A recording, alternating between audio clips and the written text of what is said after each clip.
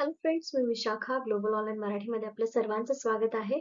आजच्या सेशनमध्ये आपल्याला महाराष्ट्र स्टेट परीक्षा 2026 साठी पेपर 2 इकॉनॉमिक्सचं प्रिपरेशन करायचंय. आणि या प्रिपरेशनमध्ये आज आपण previous year question paper solve करणार आहोत. तो म्हणजे 15 जून 2025 चा. त्याचा हा आपला थर्ड पार्ट आहे. 2 पार्ट मध्ये आधी काही क्वेश्चन्स मी कंप्लीट केलेले आहेत. ते क्वेश्चन्स तुम्ही एकदा बघून घ्या. देन हा थर्ड पार्ट ज्याच्यामध्ये 21 ते 30 क्वेश्चन नंबरचे आन्सर्स विथ एक्सप्लेनेशन मी केलेले आहेत. So let start with the session. यामध्ये प्रत्येक क्वेश्चनचं आन्सर विथ एक्सप्लेनेशन आपण बघणार आहोत. सेशनला सुरुवात करण्या अगोदर एक इम्पॉर्टंट सूचना किंवा संधी आहे. त्या स्टुडंटसाठी जे स्टुडंट्स खरंच सिरियसली एक्झाम क्रॅक करण्यासाठी प्रयत्न करतात, त्यांच्यासाठी पेपर 2 इकॉनॉमिक्ससाठी तुम्हाला क्रॅश कोर्स आम्ही घेऊन आलो आहोत, ज्यामध्ये तुम्हाला पेपरच्या डेट पर्यंत म्हणजे जसं की 6 सप्टेंबर ही डेट दिलेली आहे, पण ही टेंटेटिव्ह डेट आहे, ही डेट फिक्स नाहीये एक्झामची. सो त्यानुसार 2 मंथ क्रॅश कोर्स आम्ही प्लॅन केलेला आहे, जो तुम्हाला सपोर्ट मिळेल एक्झामच्या डे पर्यंत. या क्रॅश कोर्स मध्ये आम्ही संपूर्ण अभ्यासातील मॉक टेस्ट, संपूर्ण अभ्यासातील notes, video lectures, live lectures, PYQs, paper 1 full course म्हणजे पेपर 2 सोबतच पेपर 1 चं पण प्रिपरेशन करून घेतलं जाईल with MCQ practice and all. ठीक आहे. याची फीस 10,000 आहे, पण त्यावरती भरघोस डिस्काउंट म्हणजे ऑलमोस्ट 60% डिस्काउंट आम्ही घेऊन आलो आहोत आणि आफ्टर डिस्काउंट त्याची फीस होते 4,000.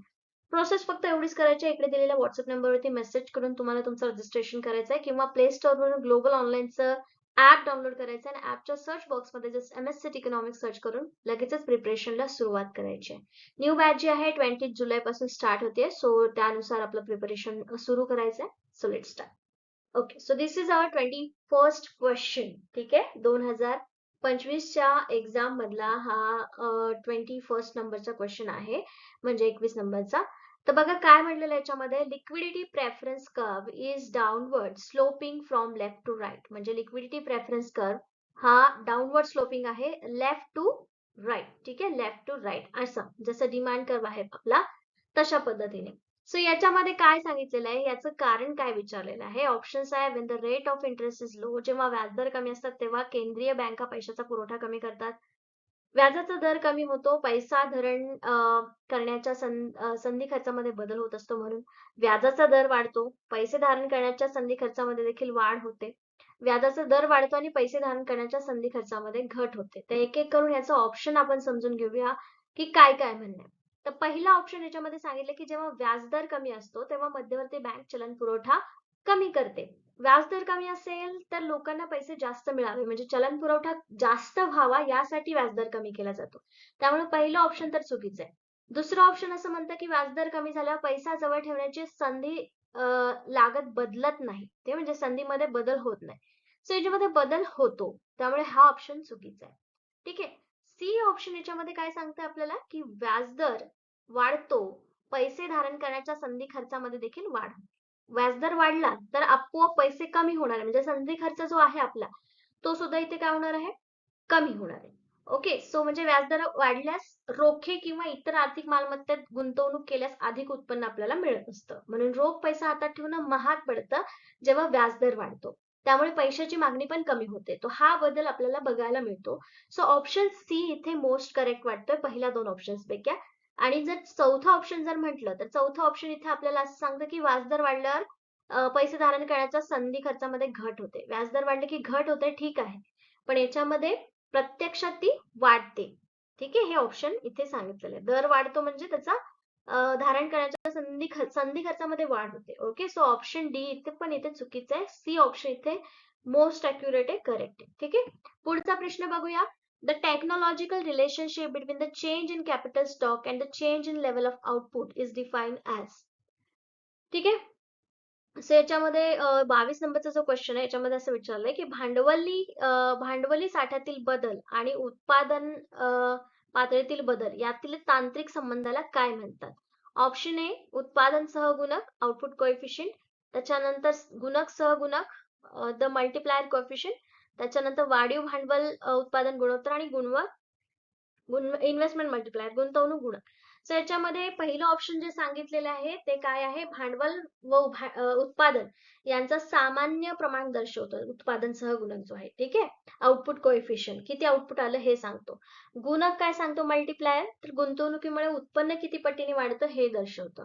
पण ऑप्शन सी जे आहे ते आपल्याला ऍक्च्युअली कॅपिटल किती दिल्यामुळे आपल्याला भांडवल किती मिळालंय सॉरी आउटपुट किती मिळालेलं आहे, भांडवल किती दिल्यामुळे, म्हणजेच इन्क्रिमेंटल कॅपिटल आउटपुट रेशो जो आहे, अतिरिक्त उत्पादन मिळवण्यासाठी किती अतिरिक्त भांडवल आवश्यक आहे हा सांगणारं हे गुणोत्तर आहे.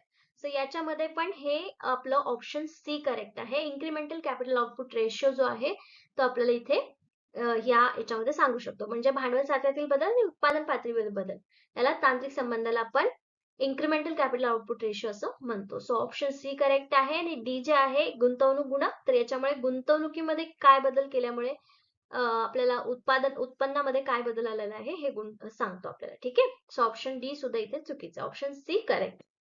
The next question number 23. Okay, so याच्यामध्ये असं विचारलंय की people quickly form and revise their expectation using all available information and intelligently predict the changes in price and form their expectation on the basis the statements relates to. आता याच्यामध्ये मराठीमध्ये पण बघूया की सर्व उपलब्ध माहितीचा वापर करून लोक त्यांच्या अपेक्षा त्वरित तयार करतात आणि सुधारतात. तसेच हुशारीने किमतीतील बदलांचा अंदाज घेतात आणि त्या आधारावर त्यांच्या अपेक्षा तयार करतात. हे विधान कशाशी संबंधित आहे? म्हणजे थोडक्यामध्ये त्याच्यामध्ये काय सांगितलंय की तुमचं पुढचं पाऊल काय असणार आहे आणि तुमच्याकडे जी इन्फॉर्मेशन आहे ती यूज करून तुम्ही काय बनवलंय. सो हे जे स्टेटमेंट आहे दिलेलं त्यांनी, तर ते कशाशी रिलेटेड आहे? Classical theory, Keynesian theory, adaptive expectation approach की रॅशनल एक्सपेक्टेशन अप्रोच? तर क्लासिकल थेअरी अपेक्षांवर आधारित नाही, त्यामुळे ए ऑप्शन तर नाहीये. केन्सियन थेअरी ती सुद्धा रॅशनल एक्सपेक्टेशन मांडत नाही. मग अडॅप्टिव्ह एक्सपेक्टेशन जे आहे ऑप्शन, म्हणजे हे काय सांगतं ते इथे भूतकाळातील अनुभवावरून अपेक्षा तयार केल्या जातात, म्हणजे एक्सपेक्टेशन अप्रोच आहे.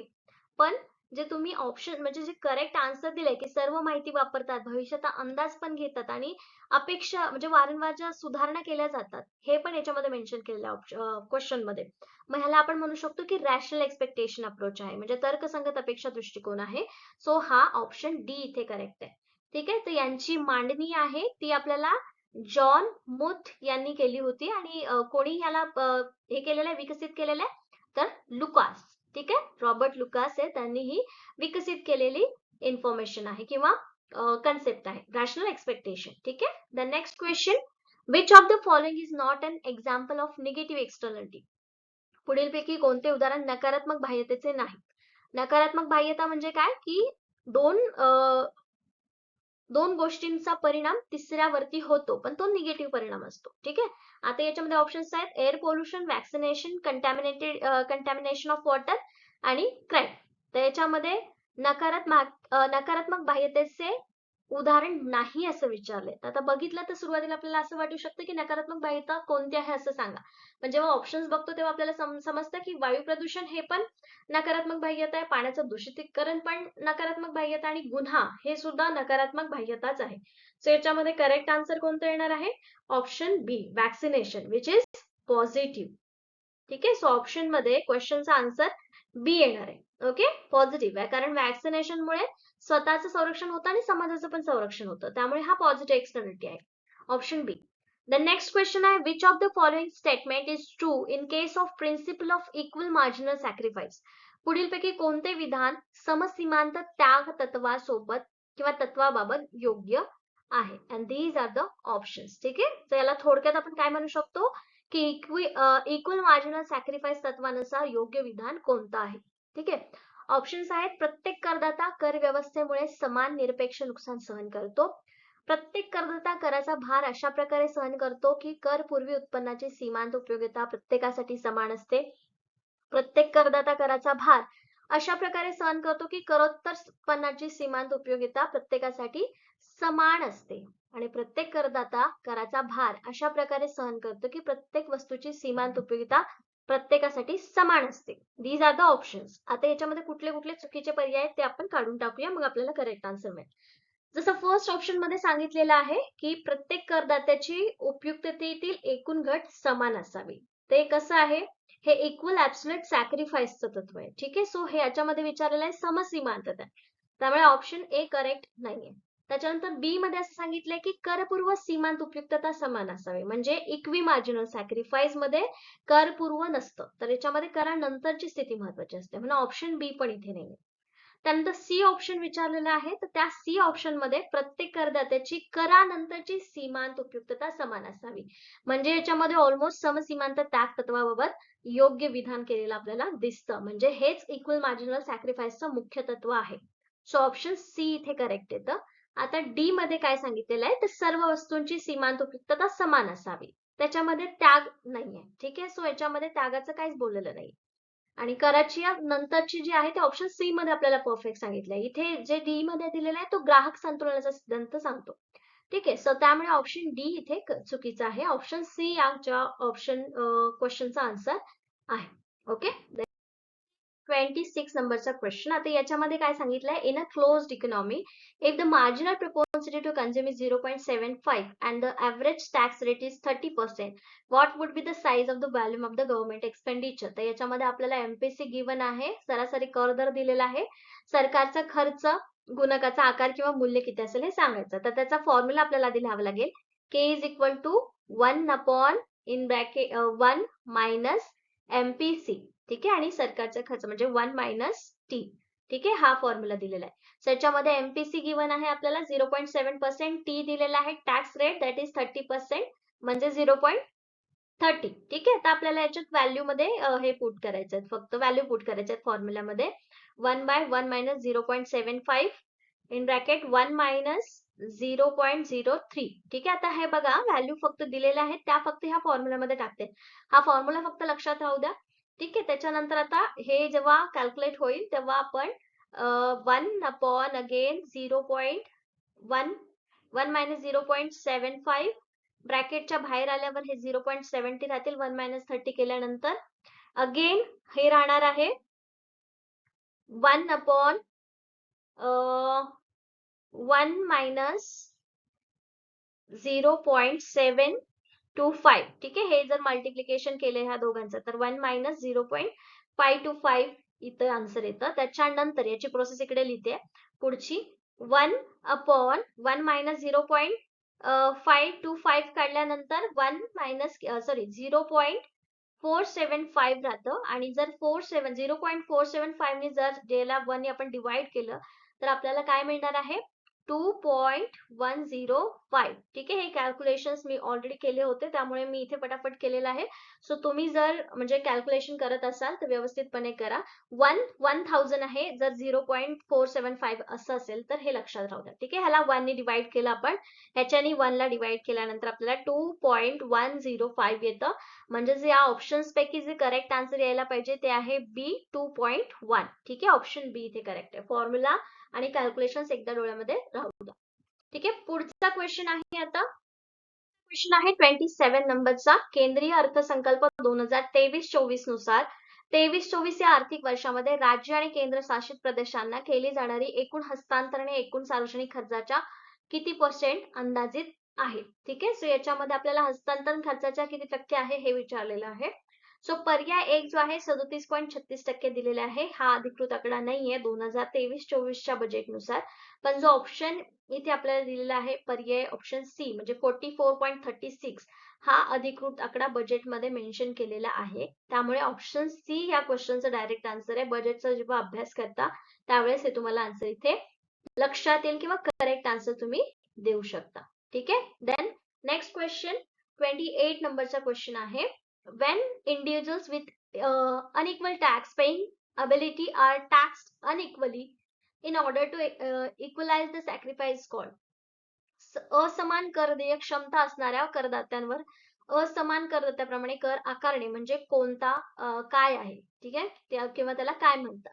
सो ऑप्शन ए जे दिलेलं आहे हॉरिझॉन्टल इक्वॅलिटी, तर इक्वल म्हटल्यानंतर असं असलं पाहिजे, राईट. तर हे हॉरिझॉन्टल जे आहे ते समान कर क्षमता समान कर असं असायला पाहिजे. ठीक आहे, सो इथे वर्टिकल दिलेला आहे ऑप्शन बी. वर्टिकल हे जे आहे ते आपण म्हणू शकतो की असमान क्षमता असमान कर याच्याशी रिलेटेड आहे, वर्टिकल असेल तर, बरोबर. दुसऱ्या ऑप्शन मध्ये तर याच्यामध्ये असमानच विचारले, आणि ऑप्शन ए मध्ये दिलंय ते क्षितिज समानता हॉरिझॉन्टल, म्हणजे समजा आपण विद्यार्थ्यांमध्ये टॅक्स असेल तर तो समान असेल म्हणजे क्षितिज समान असेल, पण टीचर्स प्रिन्सिपल तुम्ही मी त्याच्यानंतर गव्हर्नमेंट किंवा ट्रस्ट असं जे आहे ते लंबरेषीय समता आहे, म्हणजे असमान कर देईल त्यांच्या त्यांच्या उत्पन्नाच्या क्षमतेप्रमाणेच असमान कर त्यांना द्यावा लागतो.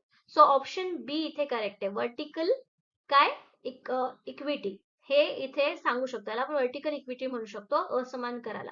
ठीक आहे, थोडं कन्फ्युज करणारा क्वेश्चन आहे. असमान म्हटल्यावरती आपण काय म्हणू शकतो की वेगळी काहीतरी याचा आन्सर असू शकतं, पण वर्टिकल इक्वॅलिटी म्हणजे असमान कर देय क्षमता किंवा हे ऑप्शन इथे करेक्ट येऊ शकतं. ओके, देन नेक्स्ट क्वेश्चन 29 नंबरचा क्वेश्चन आहे.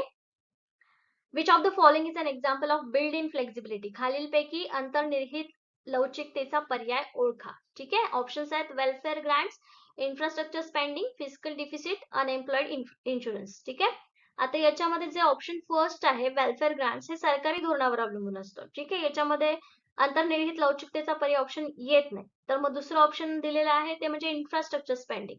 सो हा विवेकाधीन खर्च आहे. ठीक आहे, सो हा पण इथे येत नाही लवचिकतेचा. मग ऑप्शन सी दिले फिजिकल डिफिसिट, तर हा तर आर्थिक निर्देशांक आहे फिजिकल डिफिसिट.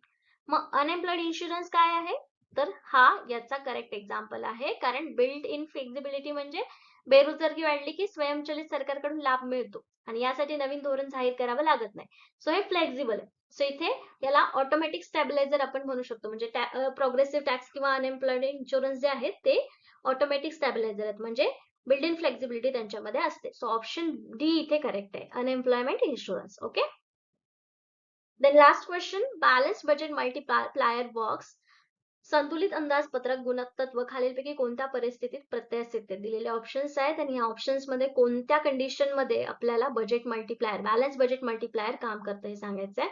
सो पहिला ऑप्शन जे दिलेलं आहे याच्यामध्ये ते दिलेलं आहे की ट्रान्सफर पेमेंट्स आर झिरो, म्हणजे बॅलन्स बजेट मल्टीप्लायर नुसार सामान्यतः गृहीत धरलं जातं की ट्रान्सफर पेमेंट्स नसतात आणि सरकारी खर्च आणि कर आणि खर्च यांचा विचार केला जातो ट्रान्सफर पेमेंट्स झिरो असेल तर.